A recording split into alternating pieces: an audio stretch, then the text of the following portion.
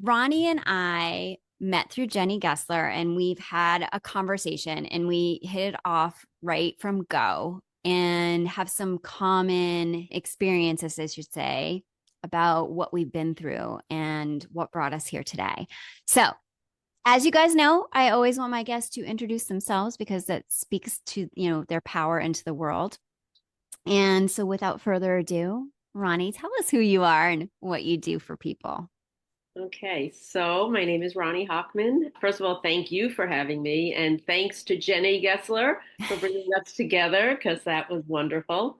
I position myself as a transitional life coach because I am so passionate about everyone's journey. We all enter into this world a blank canvas, and life happens and twists and turns in the road, and it's not easy to get through them all by yourself. That's right. So I found that this was a really positive path for me to focus on for my coaching. And I have experienced a lot of the transitions that I work with my clients on. So, yeah, it's near and dear. It's a passion. We all struggle around every corner. There's a challenge. You wake up every morning and there's something going on. And I really feel that, you know, just as human beings, we need each other. We need each other to get through things. So I love being a coach. I love sharing both my story and their stories because that creates a nice rapport, that people can relate to each other. You want to be able to, I don't want to talk about my trip to the moon if I've never been to the moon, but if you've been to the moon, wow, we can really talk about that. So that's how I feel. So yeah, that's who I am. I'm also a caregiver for my mother, which that's another huge transition people go through. So it's empowering to live life and share your experience and your lessons with other people to help them get through. Yeah. And I think one of the beautiful parts of you is going to come through with regard to what you just mentioned with that empathy. If you haven't walked the path, it's hard to understand what someone else is experiencing. And so that brings me to my first question I have for all of our guests, which is like, tell me your origin story. Like, tell me what inspired you to do the work that you're doing right now. It's a great question. And I have a couple of different comments about that. I felt from an early age, I mean, I'm talking 11 years old, Mm, that I never panicked. My mm, father was in a hospital bed. My mother and my grandmother were panicking. And I was kind of looking around the room and looking at my father and saying, he's okay. And mm, he's going to be okay. mm, So in life, I kind of look at all the challenging situations that I've gone through. And I started my career in advertising mhm, and I loved it. And I got married, I had children. I took a hiatus from work and went back into the working field and loved it again. And then I kind of hit a wall. mm, It was a little too impersonal for me. It was a little too corporate. There was a little misogyny going on. And I felt like, wow, this isn't me. This isn't who I am. So what mm, can I do about this? And sometimes, life has obstacles, so you can't jump into it right away. mhm, So one of my obstacles was I got divorced. mm, And after my divorce, people came over to me and said, would you mind talking to my friend? They're going through a divorce too. And you mm, just seem to do it so well and you seem so put together and all that. So I started thinking about, all right, who am I? mm, No, I'm not this corporate person. I am someone who likes to help people, and people are seeking me out.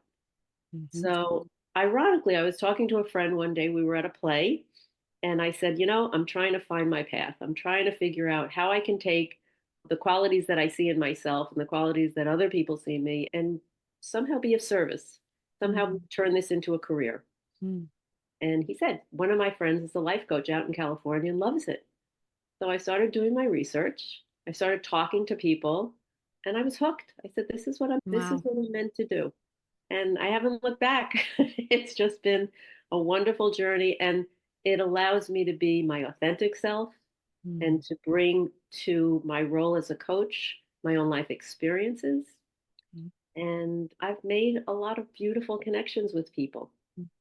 Yeah. So, Yeah. And I think, we talked about this the other day. I have also been through a divorce, and having someone who's along, I'm going to use the analogy of like a wingman mhm, to help you navigate this uncertain terrain. There are so many dynamics at play going through a divorce. Even friends of ours who've also been divorced, they have all the answers or they can give us a sense of understanding. And that's not always true. So having someone like you to help guide people through, whether it's divorce or becoming a caregiver and these transitional moments in life and these experiences that are dynamic and difficult, is really invaluable. And you and I had also talked about this the other day. I had a specific coach, which I haven't shared with anyone. So this is like my vulnerable space, but I am a victim of narcissistic abuse, and finding somebody out there who could coach me through what it's like to endure that and how to engage or re-engage with people on certain levels and in certain areas of my life was really, really helpful.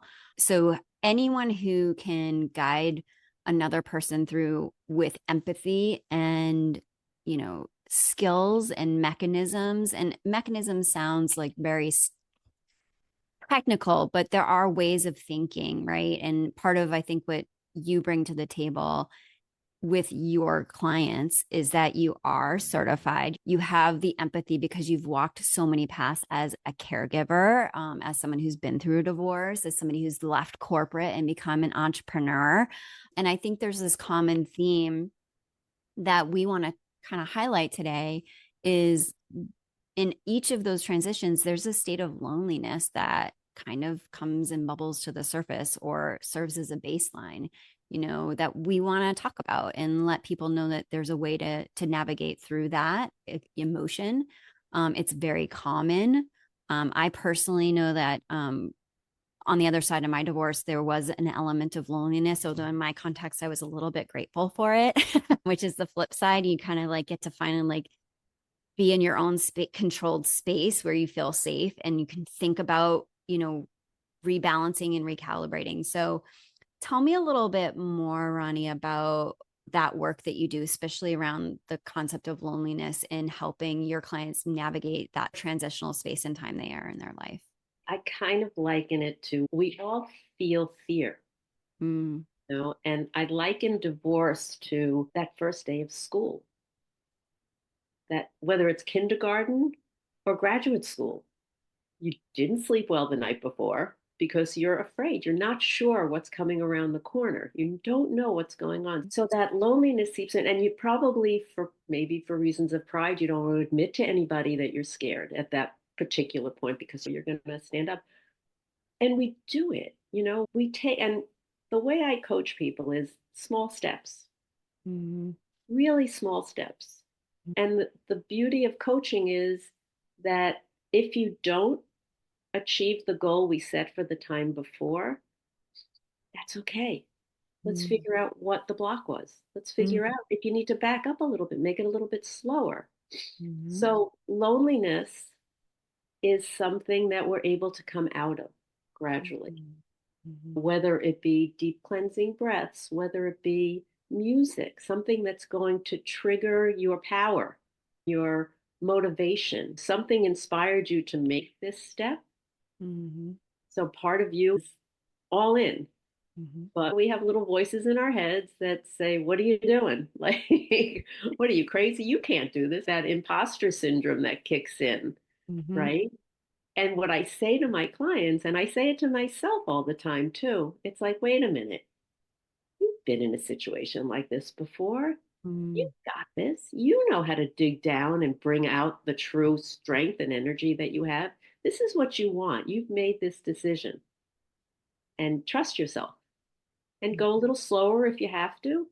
Yeah, it's lonely, but in time, you start shedding all that fear mm, and you start building up that confidence. mm. And I think, you know, in our other conversations as well, we've talked about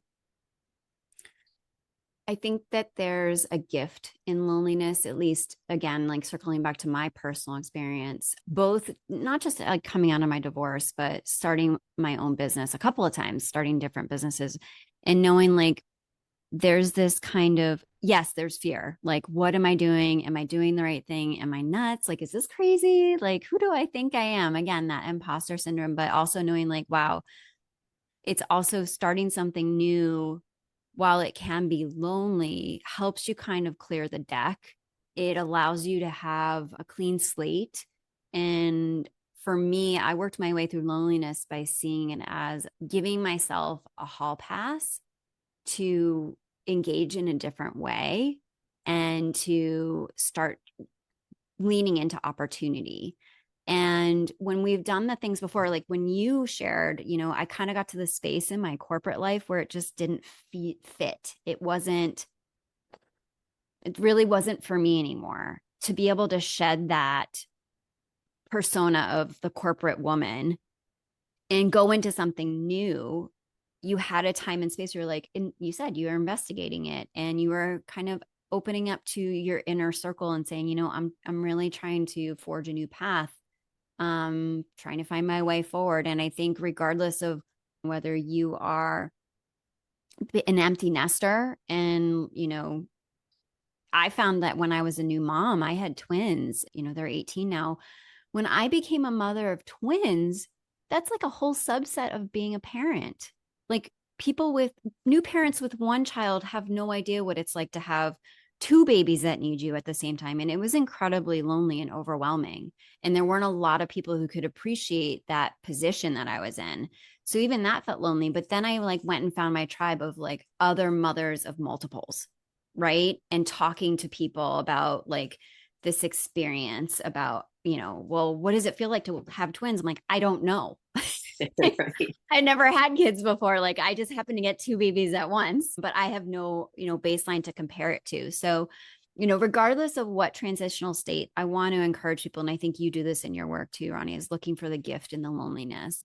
There is value in that and the beauty of contrast. For the time that you're lonely, just know that if you're leaning into that space and regardless of what it is, whether it's grief and loss or empty nesting or caregiving or divorce or becoming an entrepreneur, sit with yourself in those moments and know while it feels lonely, you are not alone. And I think that's also the part that I want to, parlay into the entrepreneurial journey. Like, we found each other because I had Jenny Gessler and a group of other women who are becoming entrepreneurs. We come to the table once a month and talk about the challenges and the things, and just knowing that there is a tribe regardless of what you're going through. Again, whether you're an entrepreneur, an empty nester, navigating grief, like there are other people in your boat. Just you can attract and go find them or ask people on how to connect or find someone like Ronni who's going to help you understand like you're experiencing something that's a natural state of mind. Like everyone experiences loneliness and we're going to help you,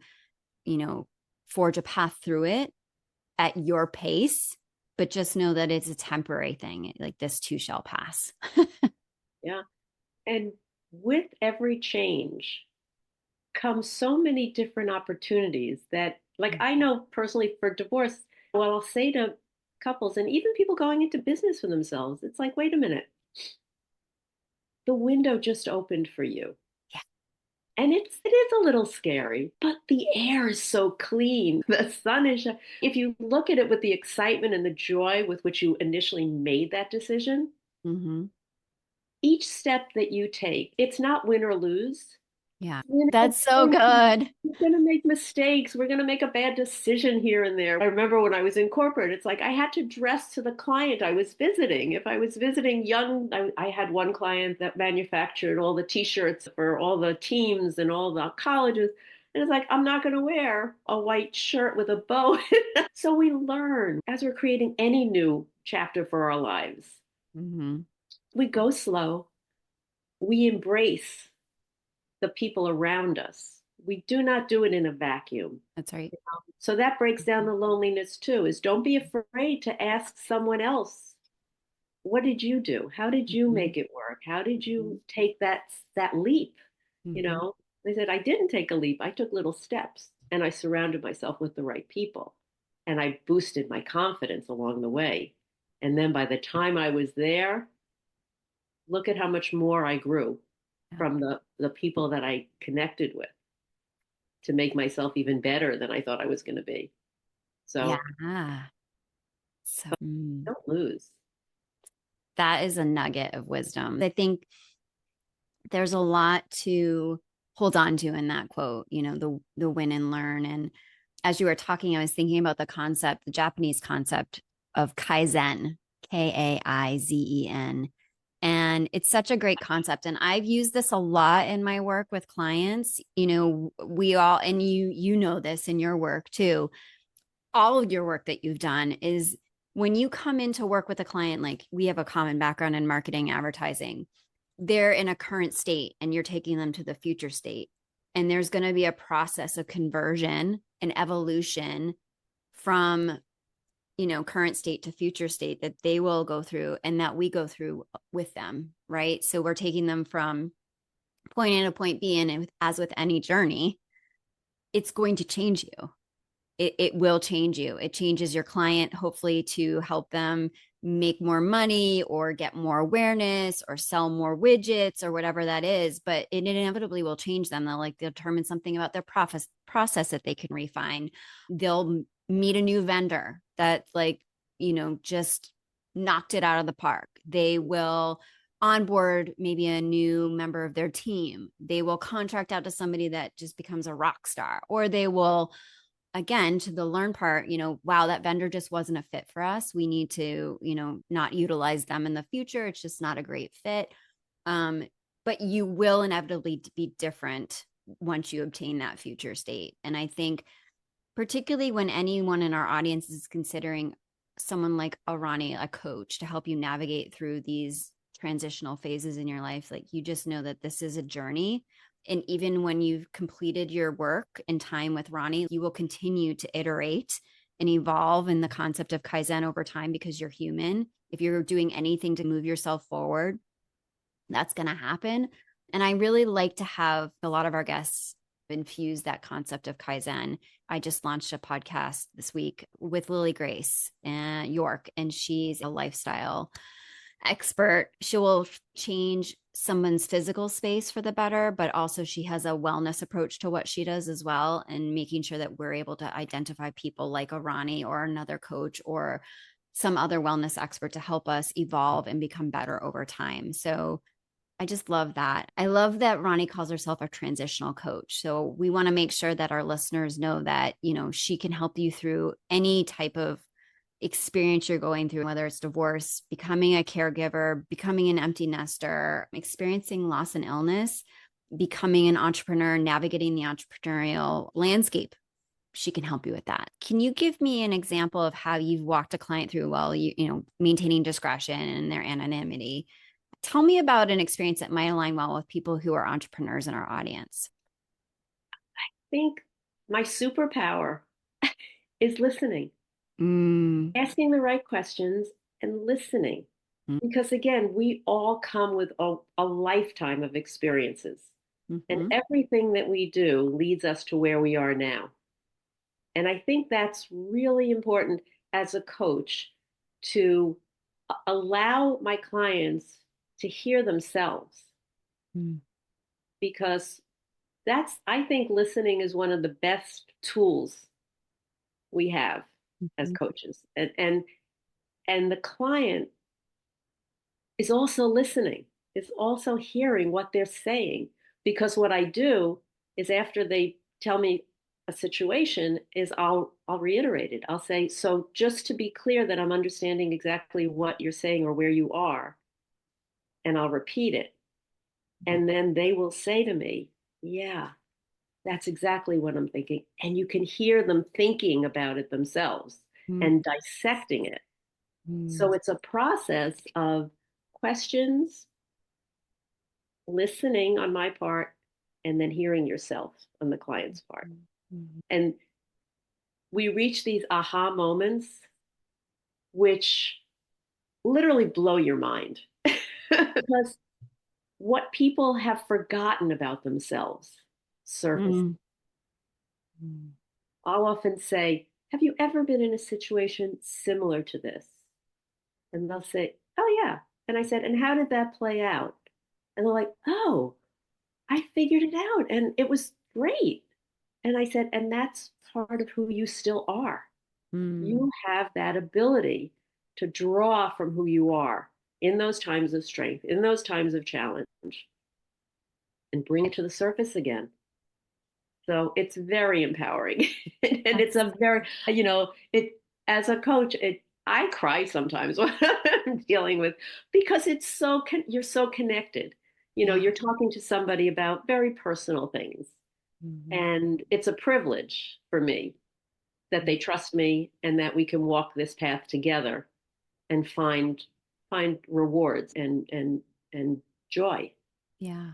And Yeah. that's the process. The process is listen to what they're saying. Ask them what is it that I mean, the first thing I'll say is, what brings you here today? What's on your mind? Mm. And sometimes the first thing they say isn't necessarily where they end up going down the road. I'll give you a silly example that I had when I was in training. So and so wanted to lose weight. And so the coach said, well, why do you want to lose weight? He goes, well, I want to wear a bikini. I want to be able to go da da da da. And then it's almost like the why behind the why. And why is wearing a bikini important? And Mhm. it's like, well, because I want people to admire me and what else? And then it came down to, I want my husband to notice me. Uh-huh. I want my husband to see me again. Hmm. Every situation has multiple layers. And as a coach, we draw down a little bit more. Hmm. And then it's also what's so important too is how does your situation relate to the other people it's affecting? What's the circumstance that this is happening in? And then again, we go back to those what's one small step that you can take? And sometimes what's so incredible is it's usually not our issue, it's usually the issue the other person has. And with the knowledge of knowing and having empathy for that person, I had a friend, sister would come to Christmas dinner furious, furious, furious. And I'm like, why are you so, she's trying to figure out why do you think she's so mad? Mm. Well, she didn't want to deal with the traffic. How can you make it easier when she gets there for her not to be stressed? How Mm. can you have her be relaxed? And she said, well, I guess we can have a drink ready for her and some food out because she must be hungry. So it's like understand who you are, understand what your capabilities are, and then understand the situation you're in. And how can you deflate some of the stress in the situation? Yeah. It's a process. Yeah. It's good. I feel like those are some real life applications that are very common that people can connect with and say, oh yeah, that's either me or I know someone like that. Right. Um, We're just living our lives. that's right. That's right. You want to like lower and whether it's yoga or meditation or breathing, all of those elements that become part of your life allow you to relax more. Yeah. I do yoga and meditation every morning and I just know it starts my day off better. Yeah, that's so good. Now, do you, in the work that you do with people and your unique approach, because as we know, we've talked about this as well, there's a lot of coaches out there. So share with us, like, what is your kind of framework? What do you kind of find that resonates most with people who are attracted to you as a coach? Like, what are you doing with them and for them in your process? Again, I hate to go back to the process, but that's really what I've Yeah. learned. You know this too in marketing advertising. Like, when you're pitching somebody, there's something unique and special about you doing it versus somebody else doing that makes you stand out. And I've heard this from my other peers that are coaches and also clients. Like their struggle is like, well, there's just so many coaches. And so I think, when you and I have talked some of the things I've gleaned, and then you can, you know, add Yeah. to this. But I don't know about anybody else listening to this, but I have two examples. One is you want to be able to know that the person that you're working with, again, has that capacity to have authentic empathy. Like they walk the talk. They've either walked the talk and gone through the thing that they're helping you navigate, or they're doing the things on the daily. Like when I hear for somebody and say I'm evaluating and determining whether Arnie is my coach, that she does the yoga and the meditation in the morning now. I can only aspire to do that on repeat in a disciplined way every morning. But for chunks of time throughout my life, I have done it and I have reaped the benefits of that. And I know how important it is. And my first thing, like needing someone like Ronni, I would say, like, I want you to hold me accountable to doing that because I know there are clear benefits to this. I keep tabling it. What is that hang up that I'm in? Ronni knows that it's probably like she has some days where it's like, I just don't want to do the meditation yoga, but I still do it. And here's how I show up and do that. So that's one thing. And then my husband uses this very crude analogy. He's like, would you want, somebody who's teaching you in like a weight loss coach or instructor to be overweight, like grossly overweight? Like it's hard to get buy-in from a prospect if you are in a position to help them do the thing that they can't themselves do. So tell me more about what your process offers and how you choose to work people through these transitional periods in your coaching. Tell us more about that. It's a really great question because a lot of it, like I'll have a discovery call with people, Okay. which really it allows us to get to know each other. Mm-hmm. And not everyone's a fit. Yep. And that's something we both decide at the end of the call. We Mm-hmm. will say, this was really powerful. I say, let's have a conversation. Let's see what's going on, Mm-hmm. and let's see if you're comfortable with me and if I feel that I can help you. And guess what? If I can't help you, I may recommend you to another coach who's more versed in that. So the way I do things may be different. Like I tend to be calm and more reserved. Mm-hmm. You have to be authentic. I Mm-hmm. can't pretend to be jumping and doing all these things and come across as authentic. That's not Mm-hmm. who I am, Mm-hmm. Mm-hmm. but it's not wrong. That's right. So how do you find your people? You talk to people. Mm-hmm. People will refer, people might see I have videos that I put out. They may see my posts. So not everybody is a good fit, and that's Mm-hmm. okay. So, in terms of the process, um, it's putting myself out there and saying, this is how I work. I'm gonna I'm going to go at your pace. I may bump you a little bit and say, do you think you can do a little better? Here's a silly example I use too. If somebody wanted to lose weight to get into that bikini, I might ask them how much water they drink in a day. And they may say, oh, I don't drink water. And I'm like, okay, is there a reason you don't drink water? Because we all know how important water is for our system. Mm-hmm. So they may say, I don't like the taste. And I might ask them, do you like mint or do you like lemon? Mm-hmm. And then I'll say, why don't you put a pitcher of mint or lemon water in your refrigerator? And for this week, have one glass of water because you're changing a behavior Right. and one little step. So who's not going to be able to drink one glass of either mint or lemon water? And what it does, it empowers you as the individual to say, I did something because we are victims of imprinted beliefs Mm-hmm. and we believe it. And at some Mm-hmm. point in our life, it may have served us well. But guess what? It doesn't anymore. And if it doesn't serve you and the habits that you have are no longer helping you, it's time for new habits. Drink the glass of water, you Mm-hmm. know, and Mm-hmm. get to the goal you want to get to in little ways. And, I ask people, what do you think you can do? Like I'm not going to tell someone to go to the gym 5 days a week if they haven't been to the gym in 20 years. What do you think? Can you do 20 minutes one day a week? Mm-hmm. And then you celebrate the win. I can change. People say you can't change. Yeah, you can. Mm-hmm. Can change. Little steps, little wins, and celebrate them. And before you know it, Yeah. and then you feel different about yourself. Yeah. And that's personal growth and self actualization. And it's a beautiful accomplishment that you did when Yeah. you were ready. So, And when they have a coach like you, they can not only be accountable to that by getting like the suggestion and the recommendation, like try the one glass of water this week, but once they obtain that, they get to celebrate that and be seen to that success, right? It's hard to celebrate your success if it's just you. Like I found that too. Like even I have a silly thing that I did yesterday and it's I'm not a gym rat because my role as a photographer is every time I have a photography assignment, I'm lifting around 2,000 pounds. I'm like total moving, lifting, like packing, shooting, like I'm on my feet and I'm getting a physical workout.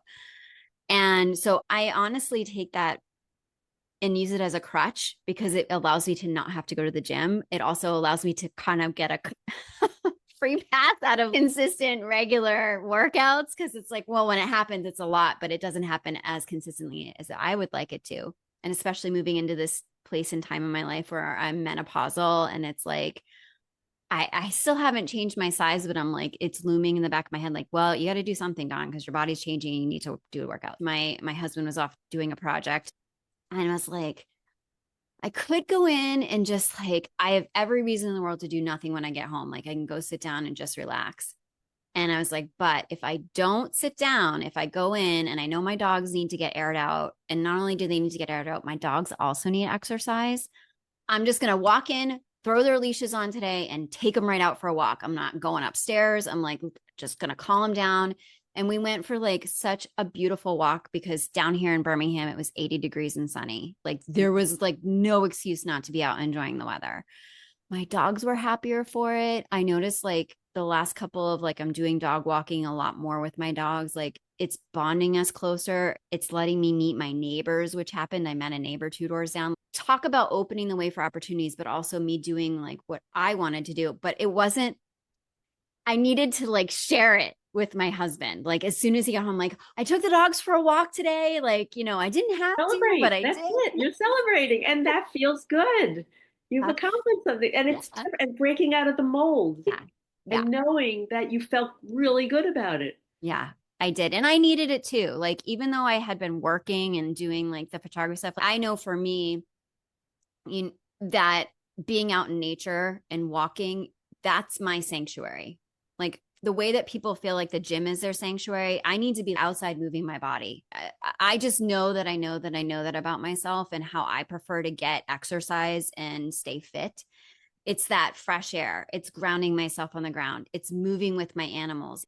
My headspace when I was coached by a coach way back when, coming out of my divorce, and I had a lot of things that I was leaning into to kind of like ground myself and get my bearings and get my head back together. Regardless of what I was doing, and I didn't have a hired coach, but I had somebody who was helping reinforce and know that I had somebody in the wings. It was like them just asking me, did you go out for your hike today with your dogs? Because I know that that's feeding your soul. It's getting you moving. It's putting the good endorphins into your system. It's letting your brain breathe and think or not think. It's letting you just be present and grounded. That literally, it was a lifesaver for me. It was a lifesaver to do that work, but to also have somebody like who either was asking me or like, hey, do you want us to run our dogs together? Like, do you want company today or not? Like, it helped again. And going back to the loneliness thing, like I really wasn't alone. Like I could choose to have company or not. And at a minimum, I had my dogs to keep me company. So that hedged off. It's such a good point to bring up because the word that came into my head as you were saying that Mm-hmm. is allow ourselves to believe whatever we're doing is enough. Yes. It's enough. I did something different. Yes. It felt good. It was just me and the dogs. That was enough. Mm-hmm. And celebrate that part. And the next day, if you run into a neighbor, that was nice too. The words that I use is blameless discernment. If you don't accomplish what you thought you were going to do all the time, it's okay. What stopped you? And how might you want to do it differently tomorrow? So it's not about shame, it's about growth. Mm-hmm. And it's one step at a time. And we are creatures of habit, and it's very hard to break a habit. When you try something different and you like the way it feels, and you're not always going to like the way it feels, maybe you'll do so. I had one client who wanted to walk every morning at 6 o'clock. And when I saw her again, I said, how did the walking go this week? She goes, oh, I didn't do it. I said, oh, what happened? And she said, well, I have fasciitis, plantar fasciitis. Oh. What else might work? Mm-hmm. She said, well, I like the Stairmaster at the gym. I can do that without hurting myself. Mm-hmm. Try doing that this week. So again, it's personal growth at your pace and with your ability to do it. Mm-hmm. Mhm. Always celebrate. You just always have to celebrate it because even if you celebrate just within yourself, do a dance, sing a song, Yeah. whatever it is, it's like, I did it. I made myself do it and I liked it and I'm going to do it again. Yeah. That's the growth. It's accountability to yourself, Hmm. as well as to me as your coach, but I'm not going to blame you, nor should you ever blame yourself. It's Yeah. understand who you are. That's because we have obstacles every day. Something's going to smack us in the face. Hmm. How do you push back a little bit? How do you lower the noise, lower, the impact it might have on you? Yeah. So I have a question. My first question is, so what is the difference between what you do for people as a coach and what a therapist does? Can we distinguish between the two a little bit more for us? Sure, absolutely. It's a question I get asked a lot. So it's a good question because the main focus of a coach is to move you forward, Mm. is to say, what is it that you want right now? As opposed to a therapist who's kind of going back and trying to figure out how you got to where you are today. Okay. Like what happened in your past. There are a lot of people who've suffered trauma when a therapist is great for that. But I help people in the moment figure out what do you want to change? What's not working for you? And then we go. And some of it may come out as to, well, somebody told me this 10 years ago. And it's Mhm. like, well, how do you feel about that now? Does that hold true for you now? Can you let that go? Mm. A lot of it is letting go, say yes to you. Mm. I'm going to do this. This is what I want. And then take the steps. Mm. So So it's different. I mean, some people work with therapists and coaches. yep. I've had that happen too, because one doesn't negate the other. They complement each other. Mm-hmm. Mm-hmm. Yeah, So, that makes a lot of sense. Thank you so much for clarifying that. My husband gets that question a lot too, because he's a life coach. His specialty is very different. He's a Marine. So he brings that framework to how he coaches people. So it's very different than Ronnie's right. approach. I think that's part of why there's beauty in so many coaches out there. You can truly find someone that's the best fit for you based on your personality preferences and also like framework and how they help you work through those things. He has a lot of men that come to him and like, I need you to kind of hold me accountable and go Marine on me. I need that. Whereas someone like me, I'm like, yeah, not so much. I'm more of like a Ronnie girl, like definitely. So my other question was, what are some, if you have like one or two quick wins or quick tips for female entrepreneurs who have recently entered that world? Like, I know that there were some things that I had to let go of to your most recent statement. Like, what do you have to let go of? When I left corporate and went into this was my last go round in corporate, which ended about 3 years ago, and going into the entrepreneurial, like do my own thing space. I had to kind of reconcile the PTSD around like my day and owning my day. So my last corporate job, I commuted 100 miles a day in Boston area traffic. And Ronnie knows this because she's in that area. Yeah. And so I was in the car 4 hours a day, usually total, 2 hours in the morning, 2 hours in the evening. And I was sitting at my desk all day. And there wasn't really like a culture where you could leave and go to lunch or go work out necessarily in the middle of the day. And when I left that, it was like, wait, and I noticed in my women's group of other entrepreneurs, which Jenny Gessler's a part of, we all had that kind of same headspace mindset that we needed time to acclimate out of.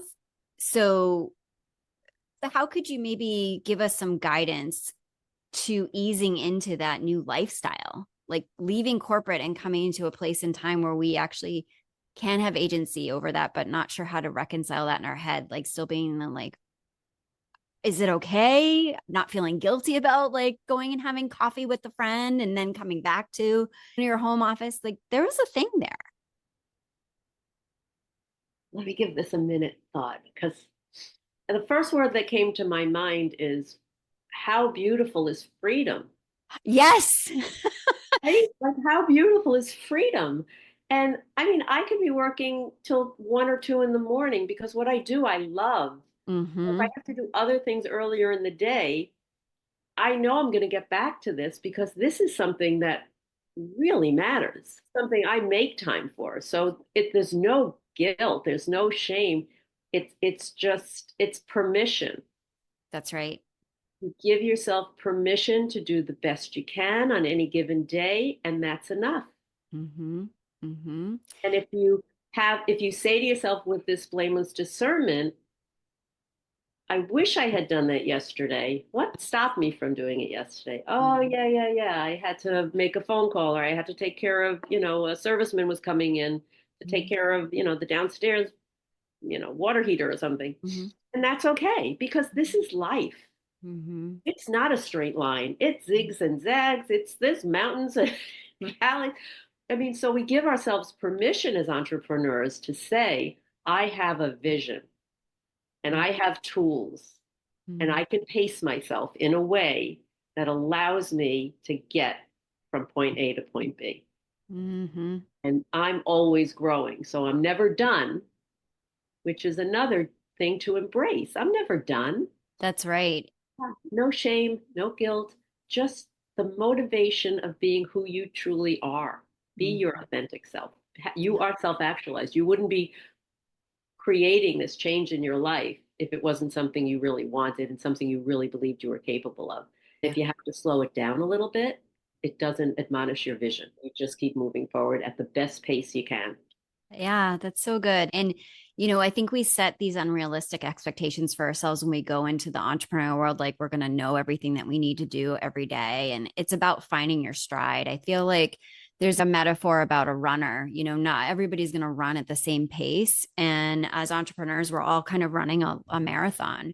And not all of us can do it at the same pace as the person in the lane next to us, right? We have to find our stride and find our pace with and knowing that we're never done. So, like, this is a long game, and understanding that and adopting that mindset, you find your own lane and your own stride to do what you need to do. Seek out the resources that are available to you. Mm-hmm. Learn more, ask questions. You may teach them a thing or two also, Mm-hmm. but expand your scope. Do Yeah. the research. What you asked me before, how do I draw up clients in? Well, I'm not going to attract everybody. I might not be their style. And Mm-hmm. it's the same as you're growing any business. You're not going to have everybody. Who are you that they're going to be able to relate and connect with you? That's right. Yeah, I have that conversation a lot with clients, and they get this perplexed look when you say, it's okay that you're not serving everyone. It's not possible to serve everyone. And you want to serve the people that you can help them benefit, save them time, money, energy, whatever it is, and get them to where they need to be quickly and efficiently, but also like with something that's authentic and true to you and how you like to get them the win, right? So I had one prospect who was in the floral industry and they were really struggling with their message, and they had not been in the floral industry. And so it was a new business in a new space in an area that they just had a passion for. And she said, my website just doesn't seem to be doing the work that I needed to. I said, so let's go look at it together over Zoom. And we went, and she said it was flowers for everybody. And I said, is that true? Yeah. And she said, huh. And I said, because just earlier in the conversation, you said you wanted to do like more corporate work where you would be like delivering flowers to a bank, for example, every week. Or when I worked in Boston at a large financial company, they had fresh flowers delivered to every single conference room every Monday. So they would refresh them every Monday. I'm like, that's a good gig. Is that what you're thinking you want to do? And I said, and she said, yes. And I said, so how are you doing flowers for anyone? And she's like, yeah, and my bouquets have the lowest margin. They're kind of my loss leader. And I said, so let's look at your languaging. So you're not flowers for everybody. And she said, But you see what you just oh, did there? You asked her a question, she heard her own answer, and it all makes sense. there's You're a doing lot of coaching that goes into marketing. People don't know that, but that's true. Well, yeah, because you have to, because I was in advertising for Right? so long. You can't be all things to all people. So Mm-mm. where's your niche? Where are you gonna? And the other thing is, you can't start big. You have Mm-hmm. to start small Mm-hmm. and learn. You're gonna Mm-hmm. make mistakes. You're gonna miss a deadline. Mm-hmm. How can you have done that a little better? Sabotaging yourself. That's right. Yep. Absolutely. And it's almost like they feel relief when they realize they don't, like, there is one category or one type of perfect person. I call the target avatar perfect person. Or maybe there's like two personas. So, you've got a business client and you've got, a residential client. Why do you only have one message? You're not, Mm. so, and you could see their eyes are like, oh, okay, I got it. So but it's okay. It's like, that's why people like Ronnie's here to ask those questions in her coaching modality, like, tell me about this. Let me ask you about that. And is that still true? Is that still serving you? Let's talk about how we can do things differently. That's all part of it, right? Whether you're a coach or a marketer or an entrepreneur, these are the things that you should know. And it's okay to refine your vision about what you want to attract, because you don't have to be for everybody. So they can do the best work that you can for the people that you should be serving, that are your perfect person, right? And you'll grow at a better pace for yourself Mm, when you're not too overwhelmed. I mean, it is overwhelming being an entrepreneur. It is, you've got to take care of everything at the beginning. So right. why add even more to that mix? That's So right. Well, this has been such a great conversation. I want to remind people. So, Ronnie, is it with anyone they can get a discovery call with you that's interested in your coaching services? And tell us, how do they reach out to you to set that up? yeah, just email me at innervoicelifecoach08@gmail.com. Okay. And we'll put that in the notes for people. And you do have a website, The correct? website, yep. Okay. And I have that as innervoicehealthandlifecoaching.com. We'll put that in the show notes as well. Probably best to email me. I've got Okay. Calendly, but I haven't figured it all out yet. Coaching, yes. Okay. Administrative. Working on it. Very normal. Okay. Well, I am so grateful for your time. And just like a little footnote for our history on this podcast in this episode, Ronni is relentless about making sure we are going to move forward. She just has a coaching mindset, even when there's technical challenges. We had some technical challenges to even get this podcast running today, and we were just figuring it out. And she said this great thing. She's like, that's us, that's women. We just make sure we got this. We're not going to let this software control us. We're going to find a way to make this work. And we did So I just celebrate the wins, right? That's right. We are so winning today. So I just wanted to thank Ronnie for her time and for being a guest, and being one of those people that's out in the world as a coach. It's invaluable. I know people have a lot of choices, and I'm hoping that the right people find Ronnie after this episode goes live, because she is an invaluable resource, a wonderful coach, great human being, and has a tremendous bandwidth of empathy to bring to the table as a coach. So if you are in a place of transition in your life and you want to have a guide alongside of you and a coach, reach out to Ronnie. Thank you so much, Ronnie. Thank you so much, Dawn. This was fabulous. Miss Jenny Gessler. So, all right, Um, everybody, take care, and we'll see you on the next episode.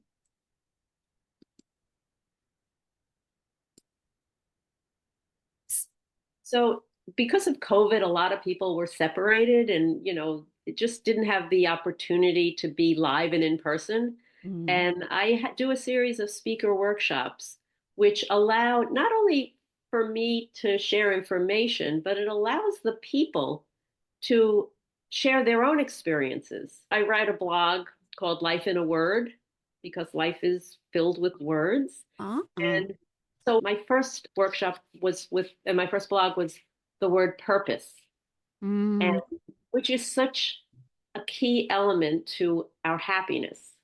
Mhm. And that has been, studied, and people need to feel that when they wake up in the morning, there's something that they have to look forward to. And being in service of people is really good. I'm going to be doing a workshop to a senior group in a Mm. couple of weeks, and it's called The Upside of Senior Life, Ah. because a lot of senior people just feel like it's over. Yep. So we'll talk a little bit about that. We'll talk about retirement. Then I'll get them into small groups so that they'll be able to talk to each other and extrapolate, like, what is it that lights you up? It Mm. could be something as simple as reading to my grandchildren.